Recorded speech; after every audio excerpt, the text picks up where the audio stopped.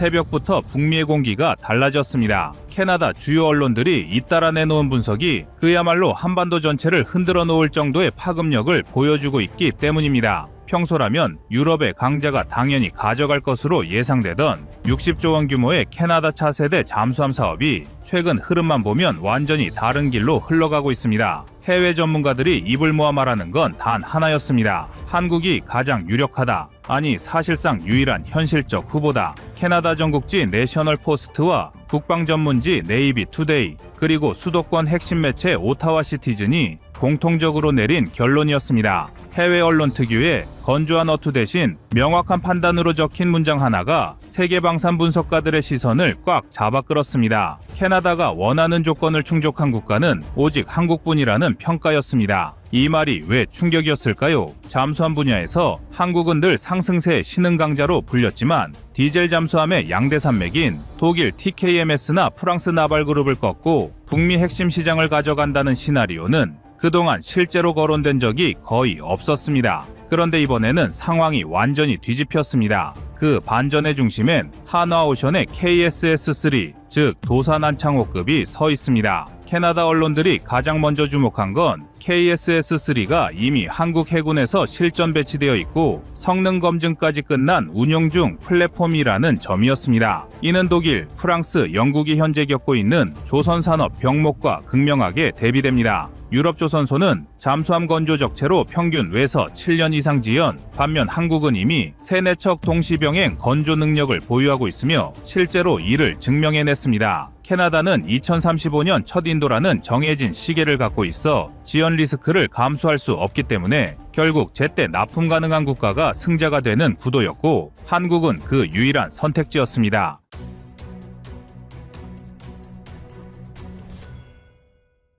캐나다 현지 분석이 공개된 이후 북미 군사 전문가들이 내부적으로 가장 먼저 언급한 건 KSS-3의 성능도 가격도 아니었습니다. 그들이 경계한 건 한국이 지난 15년 동안 잠수함 산업 전반을 바꿔버린 공정체계의 구조적 완성도였습니다. 서류상 경쟁자는 독일 TKMS와 프랑스 나발그룹이지만 실제로 건조라인과 운영체계를 대조해보면 경쟁이 성립하지 않는다는 평가가 나오기 시작했습니다. 전문가들의 분석은 매우 직설적이었습니다. 한국은 KSS-3 개발 과정에서 잠수함 설계, 엔진 AIP, 전지, 음향, 소나, 전투체계까지 대부분을 수직 통합 방식으로 끌어올렸습니다. 이 수직 통합 구조가 만들어낸 생산 속도는 단순한 조선 기술력이 아니라 21세기형 방산 제조 시스템이라는 평가가 붙었습니다. 독일의 214급, 프랑스의 스콜펜급이 여전히 협력업체에 의존해 모듈 단위로 공정을 쪼개는 것과는 구조 자체가 다릅니다. 여기서 캐나다 해군이 크게 반응한 핵심 포인트가 드러났습니다. KSS-3의 기본 전투 체계는 한국 해군 요구도를 충족시키기 위해 실전 소음 패턴 기반 알고리즘을 장기간 축적해왔는데 이 데이터는 단순한 센서 성능을 넘어서 북태평양, 오호츠크, 동해, 남해에서 수집된 실전 바다 소음 지도의 총합으로 이루어졌습니다. 캐나다 전문가들은 이 점을 북극 환경에 바로 맞는 감지 능력을 설계할 수 있는 국가라는 분석으로 연결했습니다. 북극해는 소음 반사 패턴과 온도 약층 구조가 극단적으로 서로 다르기 때문에 실제 운영 데이터를 기반으로 한 전투체계 알고리즘이 없으면 탐지 성능이 급격히 떨어집니다. 또 하나 중요한 지점은 한국이 리튬이온 배터리 전투함정 운영 데이터를 이미 확보한 국가라는 점입니다. 리튬이온 기술은 이론적 성능보다 실전 안정성이 핵심이며 일본조차 연속 운영 데이터에 대한 검증 결과를 공개하지 않고 있습니다. 반면 한국은 KSS-3 후속 개량 사업을 통해 장기 테스트 데이터를 이미 보유하고 있으며 캐나다 해군이 필요로 하는 연속 20에서 30일 자망 조건을 충족할 수 있는 가장 신뢰도 높은 전력으로 평가받았습니다. 특히 해외 전문가들이 결정적으로 주목한 건 한국의 선체 내 유효적재 공간입니다. KSS-3의 폭과 길이는 독일 212CD보다 크고 프랑스 스콜펜보다 두드러지게 넉넉합니다. 이 차이가 실제로 무엇을 의미하냐면 캐나다가 요구하는 얼음화 항법 장치, 고출력 수중 통신 장비, 북극용 음향 패키지, 대형 보조 발전 시스템을 넣을 여유가 있다는 것입니다. 독일이나 프랑스 플랫폼은 이 확장성을 충족하지 못해 캐나다 요구도가 발표된 직후부터 구조적 한계라는 평가를 피하지 못했습니다. 여기에 해외 군사 전문가들을 더욱 놀라게 만든 것은 한국의 인력 안정성이었습니다. 독일, 영국, 조선업이 경험하는 인력 공백은 평균 25에서 30% 수준인데 한국 조선업은 자동화 비율과 대규모 인력풀 덕분에 인력 이탈률이 5% 내외에 불과합니다. 잠수함은 최종 조립 단계에서 고숙련 인력이 필요하기 때문에 이 인력 안정성이 납기준수 능력으로 직결됩니다. 캐나다가 한국이 가장 유력하다라고 평가할 수밖에 없는 구조적 이유가 바로 여기에 있습니다. 그리고 마지막으로 방산업계 관계자들이 조용히 언급한 한국의 비공개 강점이 하나 있습니다. KSS-3는 설계 단계부터 미래 플랫폼 확장성을 고려해서 만들어졌기 때문에 캐나다가 요구할 경우 별도 설계 변경 없이 대형 수직 발사관 추가가 가능합니다. 이는 캐나다가 나토 임무에서 장거리 타격 기능을 도입할 수 있는 유일한 길이며 독일, 프랑스 플랫폼은 선체 구조가 작아 동일한 확장을 적용하기 어렵습니다. 캐나다의 전략가들이 이 부분에 강하게 반응한 이유는 간단합니다. 수십 년 운용할 플랫폼이라면 미래 확장성이 없는 잠수함을 선택할 수 없기 때문이죠. 이런 분석을 통해 드러난 결론은 명확했습니다. 캐나다 분석가들이 언급하지 않은 진짜 경쟁력은 한국의 건조 능력을 넘어 기술 통제력, 확장성, 데이터 기반 전투 체계, 그리고 이것을 차질 없이 생산할 인력 기반이라는 종합 구조에 있었고, 이 구조 전체가 독일이나 프랑스가 따라올 수 없는 영역이라는 점이었습니다. 그럼 해외 언론들이 극찬한 한국 잠수함의 성능을 구체적으로 알아보겠습니다. 그리고 외신들의 분석은 단순 호의가 아니었습니다. 그들은 숫자와 성능 데이터를 대조하며 한국이 왜 이 구도에서 단숨에 1위 후보로 치고 올라왔는지를 차근차근 설명했습니다. 먼저 북극작전 능력입니다. 캐나다 해군이 가장 절박하게 원하는 능력이죠. KSS-3가 제안한 리튬이온 기반 장기 항속, 얼음화 운용을 위한 센서 패키지, 내빙성 강화를 위한 대형 함체 구조가 현지 분석가들의 평가를 바꿔놓았습니다. 캐나다 언론들은 이를 두고 준핵잠급 플랫폼, 즉 원자력 잠수함에 준하는 작전 범위와 지속성을 보여준다고 표현했습니다. 캐나다가 SSN을 도입하기 어려운 이유는 단순한 결정이 아니라 국제레짐 예산 유지, 교육체계 등 구조적 제약 때문입니다. 그렇게 캐나다가 현실적으로 선택할 수 있는 최상위 해답은 대형 고성능 SSK였고, 바로 이 범주에서 한국 KSS-3는 압도적인 우위를 점했습니다. 가격은 또 다른 충격이었습니다. 캐나다 매체들은 한국 KSS-3가 프랑스, 독일 SSK 대비 40에서 50% 저렴한 가격대를 제시한다고 분석했습니다. 이는 한국의 조선 자동화율, 공정 효율성, 원가 통제 능력 덕분이며 세계 어느 조선소도 이 속도를 따라오지 못한다는 점까지 언급했습니다. 한국 해군이 수십 년간 축적해온 연속함 건조 노하우는 단순 제조 능력을 넘어 운영, 정비, 후속 양산까지 일관된 구조를 만들었습니다. 여기에 캐나다 박폭이 공개적으로 밝힌 평가가 상황을 더욱 뒤집었습니다. 2026년에 계약을 체결할 경우 한국은 최초함 2032년 인도, 이후연 한 척 속도로 2035년까지 최대 4척 인도 가능하다는 분석이었습니다. 2035년이 목표인 캐나다 프로젝트 특성상 이 수치는 단순히 경쟁력의 문제가 아니라 사실상 사업 승패를 결정하는 절대 지표이기도 합니다. 이쯤 되면 해외 언론이 한국이 가장 유력하다고 보도한 이유가 명확해집니다. 잠수함 건조 속도, 성능, 가격, 현지 산업 협력, 운영 안정성까지 모두 충족한 국가는 한국 한 나라뿐이었기 때문입니다.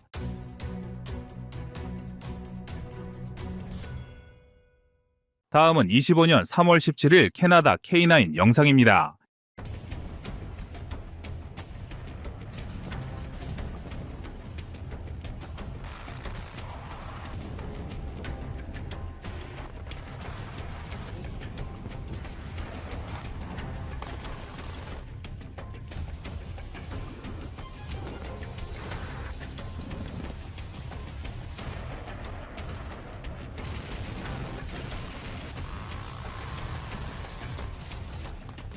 아나무인 트럼프의 만행은 어디까지 이어질까요? 대선 직후부터 캐나다를 향해 미국의 51번째 주가 되라던 트럼프는 관세 전쟁을 통해 캐나다를 압박하고 있습니다. 트럼프는 철강을 비롯한 주요 산업의 관세를 2배로 올린 후 미국의 주로 편입된다면 이러한 관세는 완전히 사라질 것이란 발언을 남겼는데요. 캐나다가 아무리 미국과 친밀한 관계를 형성해왔지만 엄연한 주권 국가임에도 불구하고 이러한 트럼프의 발언은 국제사회에서 굉장한 결례가 되는 행위입니다. 심지어 트럼프는 캐나다 총리를 제멋대로 캐나다 주지사라 칭하는 언행도 서슴지 않고 있습니다. 그리고 트럼프의 이러한 막장 행각이 지속되자 이제는 캐나다 내 정치권에서도 이를 심각한 위협으로 받아들여야 한다는 여론이 증가하고 있는데요. 그런데 이처럼 막 나가는 트럼프의 행보가 한국에는 상당한 호재로 작용할 모양입니다. 최근 한국은 캐나다의 K9 자주포 수출 제한을 시도하였습니다. 군 현대화를 진행하는 캐나다가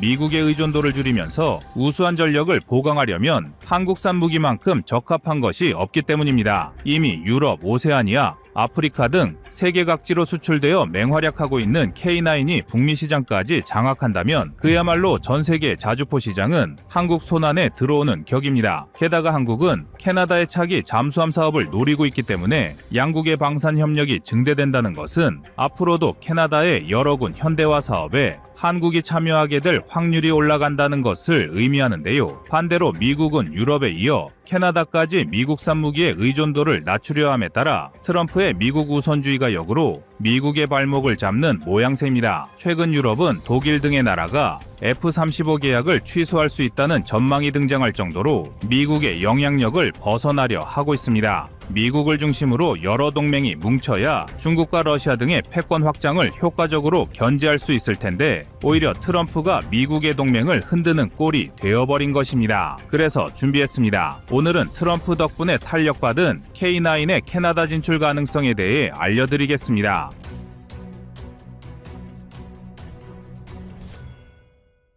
흔히 캐나다의 안보와 군사력에 대해 상당 부분을 미국에 의존한다는 세간의 인식이 큽니다. 하지만 이를 자세히 살펴보면 캐나다가 안보를 미국에 의존한다는 지적은 사실 절반 정도만 맞는 이야기입니다. 비록 캐나다가 대규모로 군을 운용하고 있지는 않지만 캐나다군은 풍부한 실전 경험을 토대로 꾸준히 발전해온 소수정예의 부대입니다. 캐나다군 병력 개개인의 정예도와 평균 수준이 매우 높다 보니 오죽하면 SAS 등으로 유명한 영국을 제치고 파이브 아이즈 국가 중에서 미국 다음으로 가장 우수하다고 평가받을 정도입니다. 또한 과거와 달리 2020년대에 들어서는 신규 전력을 확보하려는 노력도 소홀히 하지 않고 있는데요. 군 현대화 사업의 일환으로 캐나다 공군은 최대 80대 이상의 F-35 전투기를 구매하였으며 해군은 배수량 7,800톤급 이상의 이지스함을 15척 이상 보강하기로 결정하였습니다. 여기에 더하여 대한민국 국민들도 많은 관심을 보이고 있는 차기 잠수함 사업에 한국 방산 기업이 도전장을 내미는 등 캐나다군은 계속해서 현대화 작업을 진행하고 있습니다. 하지만 유독 지상전력,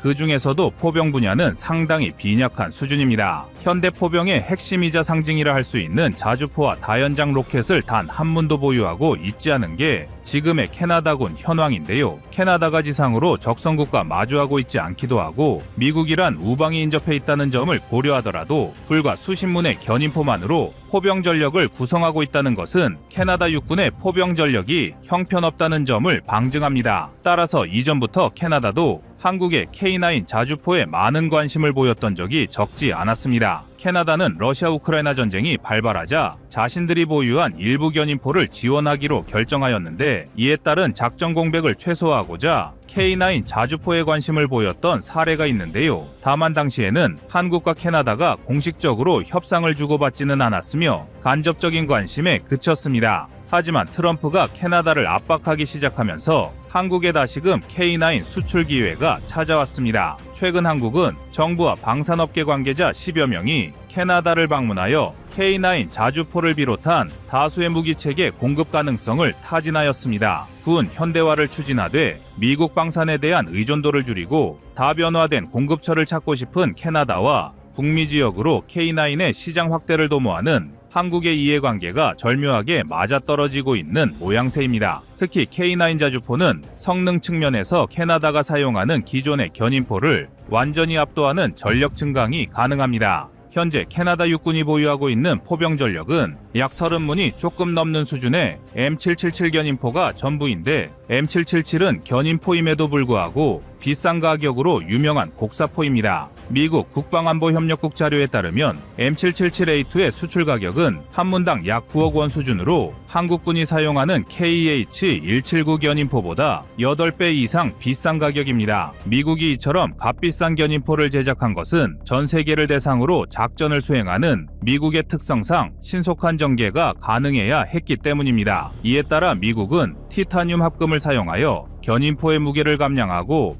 헬기로 공중 수송이 가능하게 했는데, 이 때문에 M777은 상식을 초월하는 가격이 형성된 것입니다. 게다가 M777은 철저하게 미국의 작전 환경과 신속 전개에만 초점이 맞춰진 무기 체계로 일반적인 현대 전장에 적합한 무기는 아닌데요. 견인포의 태생적인 한계인 방열 속도와 낮은 방어력은 절대로 자주포를 따라갈 수 없으며 원조인 미국조차도 M777의 한계를 인정하고 있습니다. 미국은 점차 빨라지는 현대전의 공방 속도를 견인포가 쫓아갈 수 없다는 점을 언급하며 순차적으로 M777을 비롯한 모든 견인포를 퇴역시키겠다고 발표하였습니다. 그렇기 때문에 제 아무리 육군 전력에 많은 투자를 하지 않았던 캐나다도 소수의 M777을 계속해서 유지하는 것은 자국 안보에 좋을 리 만무합니다. 반면 K9 자주포는 최신형 K333 포탄을 사용하면 최대 60km에 육박하는 사거리를 구현할 수 있어 M777보다 화력 측면에서 우수합니다. 또한 초탄 사격부터 진지 변환까지 채 1분이 걸리지 않기 때문에 견인포의 한계를 완벽하게 메울 수 있는 자주포인데요. 더욱이 핀란드, 노르웨이, 에스토니아 등을 통해 검증된 K9의 동계작전 역량도 캐나다에 적합한 선택지가 될 것입니다. 의외로 일부에선 동계작전 역량을 간과하는 경우도 있지만 현대 군사장비들은 철저한 동계작전 역량을 구비하는 것이 매우 중요합니다. 실제로 북유럽에서 진행된 각종 무기 테스트에서 한국군의 전차와 자주포는 폭한 속에서도 시동이 걸렸지만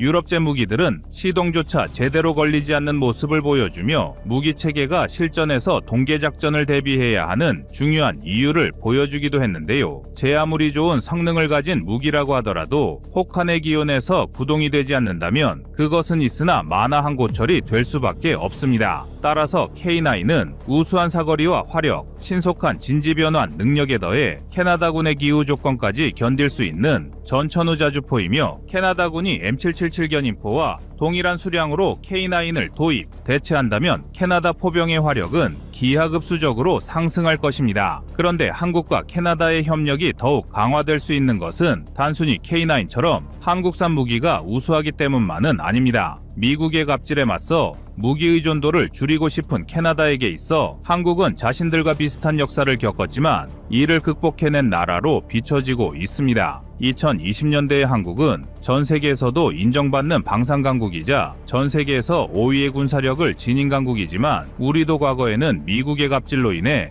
많은 어려움을 겪어야만 했습니다. 특히 미국은 한국에게 특정 무기의 판매를 허가하지 않거나 과도한 금액을 부과하는 등의 갑질을 일삼기도 했으며 약속된 기술 이전을 거부하는 만행도 적지 않았습니다. 일례로 한국은 북한의 함정을 제압할 대한미사일이 절실했는데 한국군의 전력 강화를 견제하려는 일본의 로비를 받은 미국이 하푼 미사일의 판매를 거부한 사례도 있으며 단종을 이유로 부품값을 6배나 인상하는 경우도 있었습니다. 일부 무기는 미국이 정비를 협조하지 않아 수년간 정비가 지연되며 작전 공백을 초래하기도 했고 절충 교역을 통해 한국에게 넘겨주기로 한 기술을 제때 이전하지 않는 문제까지 있었던 게 사실인데요. 한국이 비록 군사적으로 미국과 긴밀한 동맹관계를 구축하고 있지만 그와 별개로 이러한 미국 방산의 갑질은 우리 군과 연구진에게 많은 서러움을 안겼습니다. 하지만 한국은 이러한 고난과 서름을 되풀이하지 않겠다는 일념으로 미국 무기에 대한 의존도를 낮추고 자체 개발 역량을 키우기 위해 노력하였습니다. 미국에게 일방적으로 협상 주도권을 넘기지 않기 위해